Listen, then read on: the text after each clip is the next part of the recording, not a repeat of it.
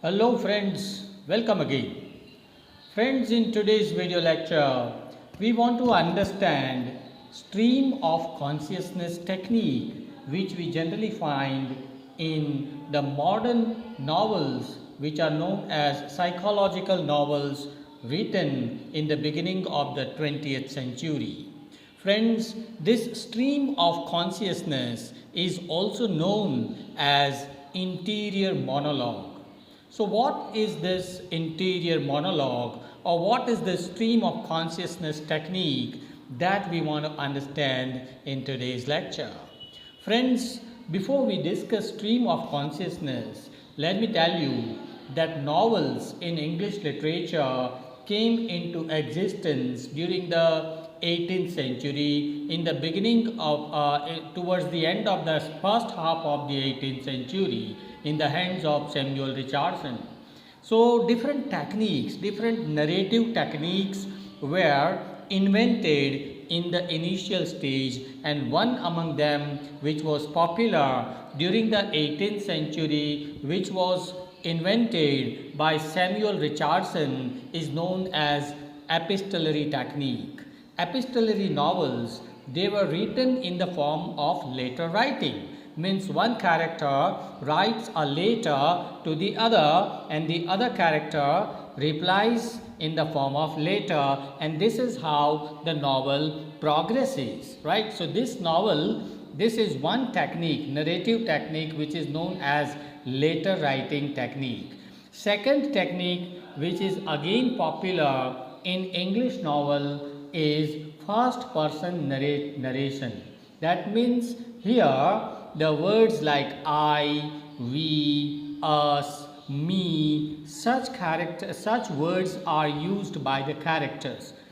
That means in such novels the characters themselves tell us the story. While reading the novel, we feel as if we are talking to the characters, or the characters are directly telling us their stories, right? If you want some examples, Charles Dickens has written Great Expectations, and Herman Melville's novel Moby Dick. These two novels are the best examples of first person narrative techniques found in English literature. The third important technique is third person narrative technique. Okay, this technique was more popular during the 19th century, right, where the author, the novelist, tells us a story. Once upon a time there was a king.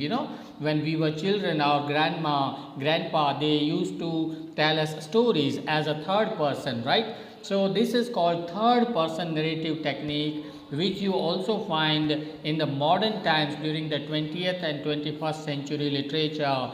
Jane Austen has used it. Joseph Heller has used these techniques in their novels. Right now, let's start the discussion of stream of consciousness. This is also another narrative technique which is adopted by the novelists of the 20th century English literature.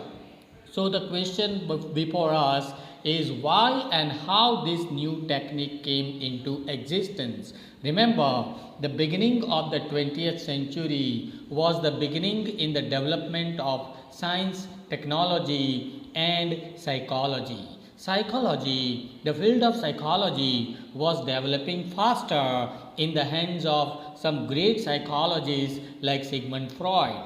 Okay, and Sigmund Freud gave a new concept of reality, right? New concept of dreams. Dream theory was developed by Freud and other psychologists of the 20th century. As a result, what happened? A new concept of reality entered in literature also, because till 20th century, reality was what? Reality was what we see from our eyes, okay? But because of the development of psychology, they proved that the psychologists of the 20th century proved that the reality is not what we see from outside. The reality is within the mind of the human beings, right? So reality lies within the mind, not the outside. What we see outside is not real. Okay, why? Because let me give you an example. Like say for example you are sad, you are unhappy, okay, you are passing from some bad days, and somebody asks you, how are you, man? And then you say, fine, I am fine. Okay, with a small smile on your face you say, I am fine. Does it mean really that you are fine? No. Why? Because from inside only you know that you are not fine, but you do not share this with the others. So what goes on inside is not shown, is not presented, is not demonstrated outside. Okay, so outside the reality that we see is not real. Okay, the real reality lies within the human mind. So this is what the novelist wanted to present in literature. Because what is literature? Literature, we know that it is the reflection of human nature, human mind. Okay, true literature is one which gives the exact picture of the complex human nature, complex human mind.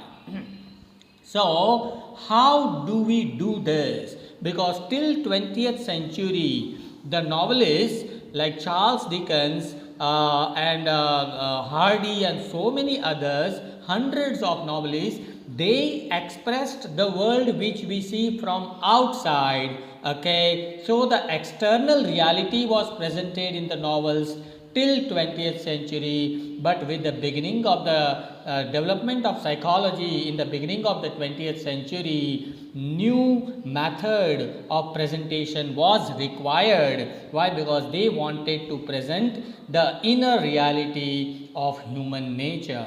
Right, so because of psychology, as I told you, this new technique was developed by some writers, okay, and that new technique is known as stream of consciousness narrative technique. Okay, this term for the first time was used by a psychologist and a writer, William James, in 1890 when he published his book The Principles of Psychology.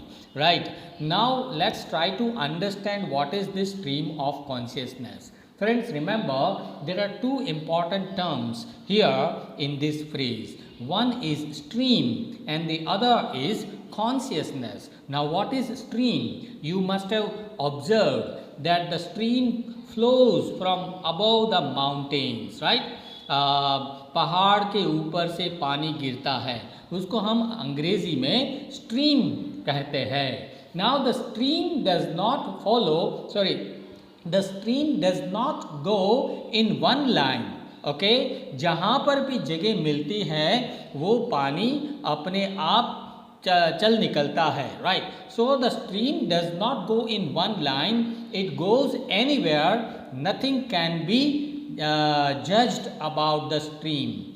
In the same manner, our mind is just like a stream. There are hundreds of thoughts going together in a parallel line, and these thoughts do not go in one line. Okay, now you come to understand the second term, consciousness. Consciousness means our mental or psychological awareness. Right, now these psychologists, they said that they gave the concept of consciousness and subconsciousness. Right, so what is consciousness? Means जागृत अवस्था में हम जो भी कुछ सोचते हैं उसको हम जागृत अवस्था को consciousness बोलते हैं. Right, now stream of consciousness technique means to express the thoughts of the characters as they actually happen. Okay,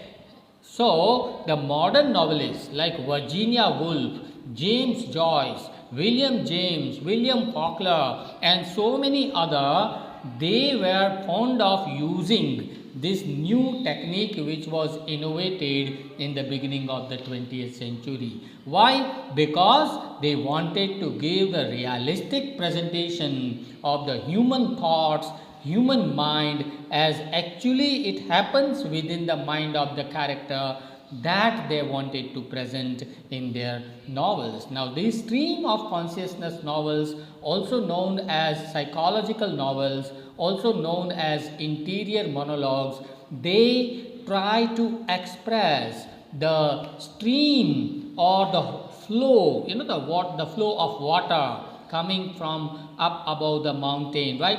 So, they wanted to express the stream or flow of multiple impressions or thoughts. Multiple means many.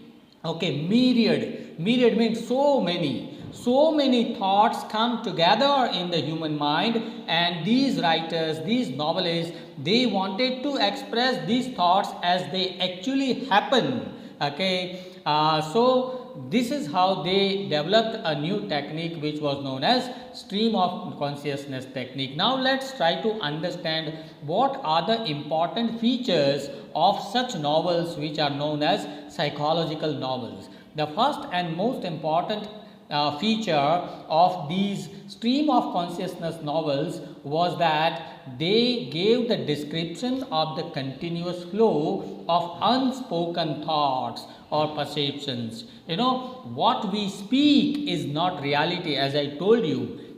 So what is not spoken, they wanted to express that particular things about the characters in their novels. Another important feature of these psychological novels was subjective description of life, right? Subjective means personal. There are two terms, objectivity and subjectivity. Means here in these novels, the novelists, they try to give the life experiences, their personal life experiences in their novels. So it moves towards the autobiographical kind of novels, right? So subjective experience or personal experiences are presented by the novelists, right? The third important thing is here in such novels there is no proper plot construction in the novel. Why? Because Virginia Woolf has rightly said, as you can read here on the screen, life is not a series of lamps, right? You must have seen, during Diwali days, we decorate our houses with so many series of lamps, right? But life does not move in that way, right? Life and our human mind does not go in one single line. So, first of all, I woke up and then I brushed my teeth and then I got ready and then I went to the college. These are actions presented, say for example in a story, but you hear these actions are external actions, right? In human mind, this does not happen. In human mind, actions are in a mixed form, right? They are not symmetrically arranged actions. Like for example, while brushing the teeth, I may be attending a lecture. While attending the lecture, I may be taking my lunch, right? Because the thoughts you cannot control. So a semi-transparent envelope, that is what Virginia Woolf said, that life is a luminous halo, a semi-transparent envelope surrounding us from the beginning of consciousness to the end. So that's why they wanted to present the exact reality of the human mind, and that is the reason why they violated the unity of time, place and action. They violated the plot structure also. So there is no plot construction in such novels. Moreover, here, because these novels are subjective novels, they try to express the personal experiences of the writers, and that's why here informal language is used. Informal language means like I and you, when we are talking, we friends are talking, we use informal language, right? Say for example, here you can see in this picture, hey, if you want I will show you how to make fancy letters. On the right hand side you can see I will demonstrate. So I will show you is informal language. I will demonstrate you I will demonstrate is formal language, and I will show you is informal language. Informal means personal, the language which two friends are using. Okay, so such language is generally found in stream of consciousness novels. Another important characteristic here is there is no syntax, there is no grammar, there is no punctuation. The writers, the novelists, they enjoy the freedom of using the sentences in their own styles, in their own manners. So conventional rules, traditional rules of grammar, of syntax, of sentence structure, all these things are violated. Why? Because our mind does not have any language. Okay, we do not think in proper sentences, we think in bits and bits of sentences. So that is the reason why they wanted to present that exact reality of the human mind, of their characters, and that is the reason why they violated these things. Another thing is that here shift of thoughts are presented. All of a sudden, when you are reading such novels, psychological novels, you feel that the writer is talking about one idea or one thought. All of a sudden there is a change. Why? Because in human mind also there is no one single line of thought. Okay, hundreds of thoughts go together, and that is the reason why they try to present life or human nature in this manner. And the last important characteristic or feature of these psychological novels is that shifts of time from present to past to future. So you find so many flashbacks from present to past, from past to future, from future to present, and all such things. So one timeline is not presented, or you can say the unity of time is violated by such novelists. So friends, here we come to the end of this discussion. Friends, please do share this video among your friends and classmates, and if you have any doubts or questions, do write to me in the comment section of this channel. Thank you very much.